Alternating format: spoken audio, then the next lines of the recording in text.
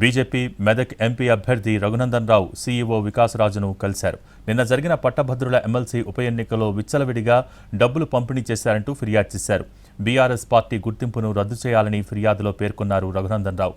డబ్బుల పంపిణీకి సంబంధించి పూర్తి వివరాలను సీఈఓకి ఇచ్చారాయన.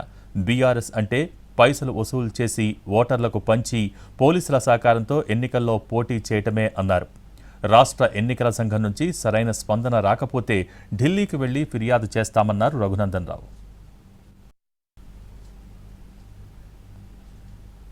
డబ్బులు పంచి ఓట్లు కొనుగోలు చేయాలనేటువంటి ఈ దుర్మార్గమైనటువంటి ఆలోచనకి పాల్పడుతున్నటువంటి టీఆర్ఎస్ ఎలియాస్ బీఆర్ఎస్ పార్టీ, దాని నాయకుడు చంద్రశేఖరరావు గారు వాళ్ళ ఎమ్మెల్యేలని అందరినీ ఆ పార్టీ గుర్తింపునే రద్దు చేయాలనేది భారతీయ జనతా పార్టీ నాయకుడిగా నేను ప్రజల ముందు ఉంచుతున్నటువంటి విషయం.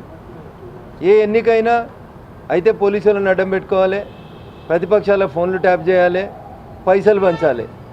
ఈ మూడు తప్ప టీఆర్ఎస్ అనే మూడు పదాలకు అర్థం: ఒకటి పోలీసులు, రెండు పైసలు వసూలు చేసుడు, మూడు పైసలు వంచుడు. ఇంతకు మించి టీఆర్ఎస్ తెలంగాణ ప్రజల ఆత్మగౌరవాన్ని ఈ దేశంలో